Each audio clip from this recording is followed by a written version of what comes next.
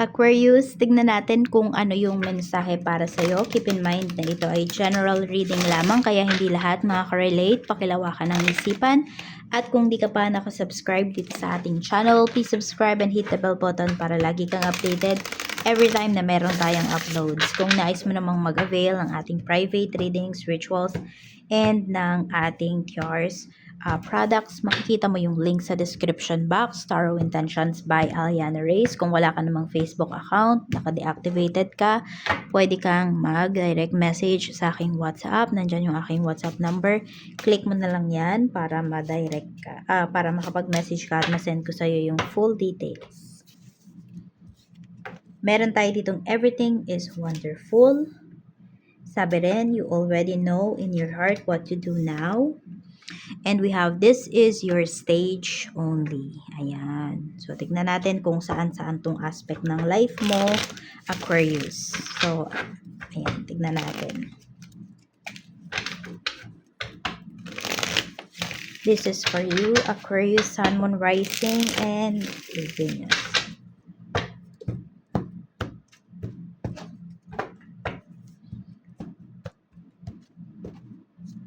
We have Knight of Swords.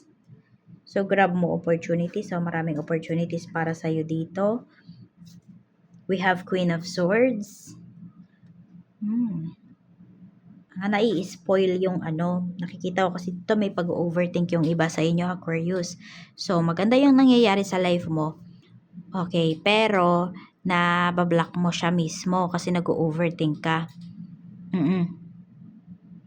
Unbalance yung yung root chakra mo. Ang dami mo mga decisions na hindi mo talaga gusto, hindi mo pinag-isipan. Parang bahala na, may ganyan. Kaya magaganda yung nangyayari sa life mo, pero pwedeng hindi mo siya ma-appreciate. Ayan po, no? Tignan natin kung ano pa yung mensahe para sa'yo. Pagdating naman sa, okay, dito. You already know in your heart what to do now. We have Wheel of Fortune. Tingnan mo, ang swerte mo raw, oh. Ang daming blessings para sa'yo. And now, we have Wheel of Fortune. Diba? Ang ganda ng energy talaga. Pero nai-spoil siya ng ng mind mo. So, kasi marami talaga sa inyo na ma-manifest nyo yung mga iniisip nyo. Oo. Kaya, ingat kayo sa mga, yan, pumapasok sa isipan ninyo, mga finifeeds ninyo. O yung mga binabasa mo. Diba? Yung mga nalalaman mo. So, kung nagbibigay ng stress sa'yo yun, iwasan mo muna. Kasi yun nga, hindi mo na-appreciate yung mga magagandang nangyayari sa life mo. So, alam mo na daw yung gagawin mo, iwas ka muna sa mga bagay na nakaka-stress sa'yo. Kasi ito, maganda yung vibration mo, yung frequency mo, ang taas, bumababa siya. Okay, bagsak siya dun sa root chakra mo. Yun yung nabablock. This is your stage only. Okay? So, ano ba? Pag nandyan ka ba sa stage, ano yung papakita mo? Yung malungkot ka ba? Papakita mo ba sa mga tao na malungkot ka? Bibigyan mo ba yung mga naiinggit sa'yo na masatisfied sila? Or, yung saya mo yung ipapakita mo sa kanila? So, kasi dito, marami kang may inspire, Aquarius. Diba? Mas marami kang may inspire kapag, marami kang magandang pinakita sa kanila. So, give your best. This is, diba, this is your performance. Give your best performance. Totoo naman yon. Ika-congratulate ka ng mga tao doon sa resulta. Hindi naman doon sa ginawa mo, diba? Hindi naman doon sa pinagdaanan mo. Hindi naman nila nakikita yon. Marami nga dyan, hindi naniniwala sa'yo doon sa progress or sa process na pinagdaanan mo eh. Diba? Tignan natin. So, ayan o, be happy. Yun yung sinasabi sa'yo dito. Give your best. Diba? Kung ano man yung ipukol nila sa'yo, dahil, diba, you have panangga eh. Meron kang panangga. Dahil nga, diba, positive yung mind mo. Mataas yung frequency mo. So, lahat ng mga sinasabi sa'yo, binabato sa'yo ng mga tao na yan, Aquarius, na hindi maganda, bumabalik lang po yan sa kanila. Hindi man agad-agad, pero makikita mo, bumabalik sa kanila yon. Tignan natin kamusta naman yung emosyon mo. We have Two of Swords. So sabi ko nga sa'yo, 'di ba, yung root chakra mo, unbalance yan. So magsuot ka ng mga red na damit, kumain ka ng mga tomatoes, ganyan. Or basta any red na mga fruits and veggies. Ito, we have the Lovers. So naiisip mo ba kung nasa right path ka ba? We have okay, relationship yung nasa isipan mo ngayon. Marriage, may nape-pressure ba dito pagdating sa pagpapakasal? Pagdating sa family? So, nape-pressure ka ng family mo? Yun yung nakikita ko rito. Sobrang sa'yo, malaki or ano ba, malaki ba? Ano yan? Parang sobrang bigat kapag family mo na yung nandito, yung involve. Ayan. So, may pag-overthink, may pressure ka na nafe-feel at the same time. So, hindi relax talaga yung mind mo. Tignan natin, pagdating naman sa, dito lang ha. Yan, yung mga may iniisip about family, about relationship, kasal. Yeah.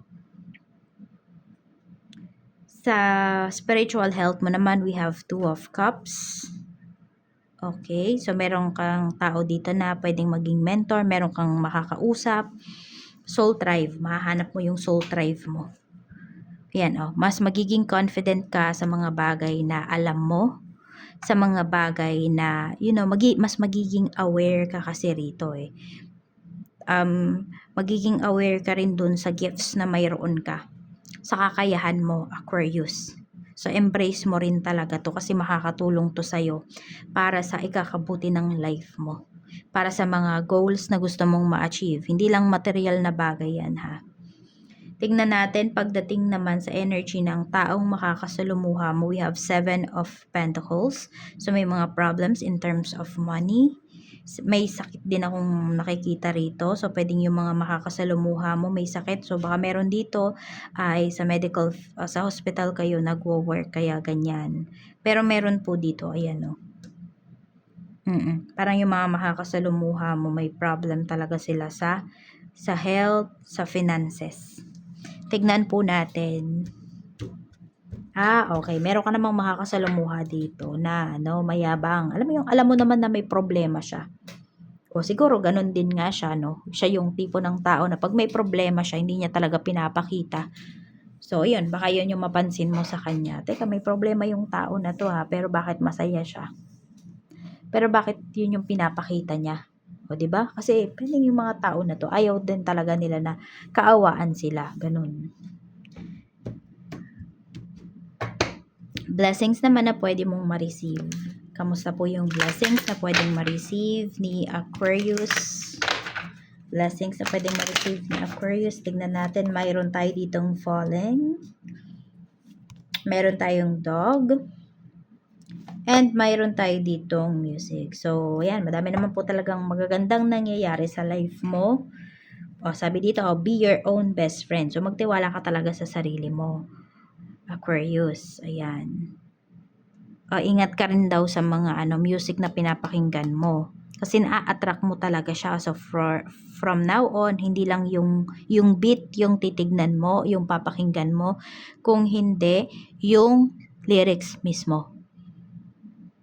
Diba? Yung tuwang-tuwa ka dun sa kanta na yun, pero about pala yun sa third party. Yung tipong ganun. Baka yung mga napapakinggan nyo na kanta, meron dito kung lapitin kayo ng mga third parties, ng gulo. Baka yung mga napapakinggan nyo ng mga kanta is about doon. So, tignan nyo yung meaning nung, yung meaning, yung lyrics, tignan po ninyo. So, ayan, Pero meron talaga dito na isang kaibigan mo na, alam mo yun, sobrang maaasahan mo talaga siya. Tapos, may nafo-fall sa'yo rito. Okay? Kung kayo naman ay single o kaya naman in a relationship kayo or meron na kayong asawa, Aquarius, yan po yung soulmate mo. 'Di ba? Makikilala mo nga talaga this lifetime yung soul tribes mo. Mga tao to na makakasundo mo talaga, mga tao to na basta sobrang gaan ang pakiramdam mo, feeling familiar. may familiarities ka na mararamdaman pag nakita mo sila, pag nakasama mo sila. Tingnan natin. So, mga tamang tao, yung mga, mga blessings sa'yo ngayon. Tignan po natin pagdating naman sa work. Kamusta ang work? We have Page of Wands, we have Two of Wands, and we have Five of Swords. So, mag-ingat lang kayo dito kung kayo ay naghahanap ng trabaho, baka po may magpaasa sa inyo rito.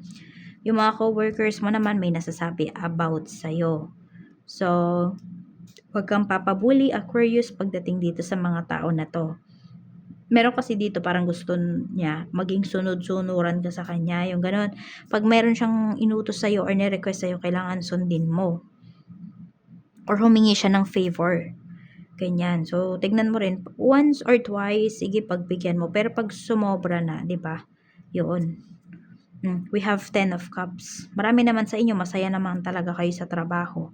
Pero yun, napapaisip tuloy yung iba sa inyo kung magtatagal pa ba kayo or gusto mo pa bang magtagal dito sa trabaho mo. Actually, marami kang ma-achieve dito sa current job mo eh. Meron lang talaga dyan na ano. So, sabi ko nga, diba, pag may binato naman sila sa'yo, bumabalik ka agad sa kanila yon or basta babalik yun sa kanila. Kaya kung meron dito gusto umalis ka na sa trabaho o kaya meron dito gusto sundin mo siya o kung same lang kayo ng position ng tao na yan, pwedeng mas umangat yung position mo sa kanya at next time, ikaw na yung mag-uutos sa kanya. Tignan natin, pagdating naman, you'll never know, Aquarius, no? Yung iba sa inyo, ay naku, imposible po yan. Hindi natin alam. Diba? Napakadaming pwedeng mangyari in a snap. Pagdating naman sa business, we have Seven of Swords, Knight of Wands. Meron pa ba kayo ditong mga problems from past na hindi nyo pa naayos? Mukhang babalik kasi yun eh. Babalik yun hindi para stressin ka, kundi para ayusin mo talaga siya. Kasi hanggat di mo siya inaayos, pwede po na ma-stuck yung business mo sa kung nasaan ka ngayon. Hindi na siya mag-progress pa. Kaya, yun. Kung meron kayong mga kailangang ayusin dito, Aquarius, ayusin nyo na po yan. Tignan natin pagdating naman sa sales. We have the Magician. So, tignan mo, okay na okay naman yung sales mo. Magaling talaga kayo mag-manifest dito. We have the Chariot. Ayan. Mga clients mo okay na okay din naman po. Ano talaga sila, loyal. Marami dito loyal sa negosyo mo. Mga suki mo talaga. Pero itong mga suki mo na to, sila ha? Kung meron silang napansin na hindi maganda sa products mo, sinasabi talaga nila sa'yo. So, alam mo yun, nagbibigay sila ng constructive criticism. So, which is okay kasi mai-improve mo pa talaga yung mga ganap dito sa sa negosyo mo. Staff naman, Two of Pentacles. Okay, we have Page of Pentacles. So, yung staff mo naman, medyo mag-ingat ka lang kasi pwedeng may matukso dito because nangangailangan ng kaperahan. Oo. So, pwedeng may problem sa money. So, baka makagawa, matukso. Yan. Tignan natin. May takot pa rin naman sa'yo. I mean, ginagalang ka pa rin naman ng staff mo. Pero, yun nga, baka maging hopeless, ganyan. So, kung nararamdaman mo may problema, pwede mo naman kausapin. Kung kaya mo naman talaga siyang tulungan. At willing ka naman, 'di ba? Tignan natin pagdating naman po sa kaperahan. Kamusta yung kaperahan? We have 6 of Cups, 9 of Cups, and 5 of Wands. So, pagdating naman sa iyong kaperahan, marami po kayong natutulungan, Aquarius, and you are very happy about sa takbo ng iyong kaperahan. Nasasabi mo talaga dito, everything is working out in your favor pagdating sa iyong kaperahan. Pero may mga nag-aaway-away rin dito ha, because meron kang kaperahan, meron kang pera. Pwedeng ito, mga anak mo ba to? Ganyan. Or meron ba naiinggit sa'yo? Ayan, hinihintay yung pagbagsak mo. Mga kamag-anak mo yung nakikita ko dito. Tignan natin pagdating naman sa love life mo. Kamusta? 9 of Swords. Stress yung iba sa inyo. Nagmo-move forward pa lang yung iba pagdating sa relationship. May third party nga. nalaman mo na may karelasyon na dun yung asawa mo, yung person mo. Pero tinatago pa rin sa'yo hindi pa inaamin. At mukha kasing hindi talaga aamin. Tignan natin, ano ba yung nafe-feel niya sa'yo ngayon. Six of Pentacles. So, kung ito ay asawa mo, okay, parang sinasabi niya rito is sustento na lang. Kung ito naman po ay karelasyon mo at siya tinulungan mo para, maabot niya kung ano man yung mga mayroon siya ngayon, parang sinasabi niya rito, babayaran ka na lang niya. Nine of Pentacles.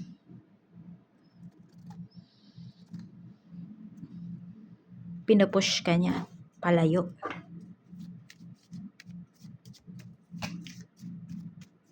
Doesn't matter ha kung ano yung ano mo dito, yung gender mo. Healing heart. Healthy choices. So, huwag mong pahirapan yung sarili mo kasi pwedeng meant to be na mangyari talaga yung separation na to. Ayan. O, may stabbed in the back tayo rito. May pag-move forward. Ayan po.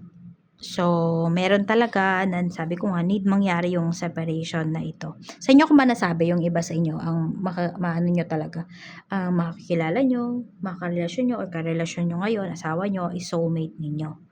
Yes, possible naman talaga soulmate mo pa rin yan. Kaya lang, pwedeng yung ka-deal niya ngayon is karmic niya. Okay? So, need talagang mangyari yon para may matutunan siya. Kasi, parang kapag, kunwari, ayan, nagstay siya dito, wala siyang matututunan. I mean, kasi yung iba sa inyo nga, soulmate nga kayo eh. Hindi naman porket sinabi na soulmate, wala nang problemang pagdadaanan. So, tao pa rin naman po tayo, may mga pagsubok talaga na dadaan sa relationship. And ito, looks like pagsubok lang talaga to. Ayan oh. Yan, need lang talagang matuto ni person mo. At saka, yun nga, need niyang matuto. Pero kasi, once na, alam mo yung habul-habulin mo siya, kulitin mo siya, mas lalo kasing lalayo yan sa'yo. May mga ganong tao ha. Once na, mentras na hinawakan mo, mentras na pinigilan mo, ay mas lalong hindi ka nila na-appreciate. Mas lalong di ma-appreciate yung love mo. So, gawin mo, pabayaan mo muna, mag-focus ka muna sa sarili mo, kusang babalik yung tao na to sa'yo. And ikaw na lang yung magde-decide kung pababalikin mo pa ba siya or hindi na. Yan. So, ayan, meron talagang third party na pinapakita rito. May third party issue talaga ngayon. Tinatago, ayaw pa rin niyang sabihin, ayaw niyang aminin. Okay, bakit? Pwede kasi na, hindi naman kasi talaga siya sigurado doon sa tao na yon. And, oo, gumawa siya ng kalokohan, pero ayaw niyang masira yung mayroon kayo. Merong ganun ha, pero meron din naman kasi talaga dito is, ayun nga, sinasabi, babayaran ka na lang, susustentuhan na lang, ganun yung dito. So, iba-iba naman kasi kayo ng scenario. So, kung gusto mo pang mas malaman yan, mas madig pa yan, kung ano man yan, nararamdaman ng person mo dun sa third party niya, kung may chance pa ba talaga kayo, pwede ka namang magpa-private reading. So, yun kasi, energy mo lang at energy lang ng asawa mo, ng person mo, yung mapipick up natin. Kasi, 'di ba, ibibigay mo yung name and birthday ninyo. Kaya, yun lang talaga yung mapipick up natin. Okay? So, yan lang po. Maraming salamat. Mag-iingat ka. More blessings to come. And see you again on my next video. Bye-bye, Aquarius!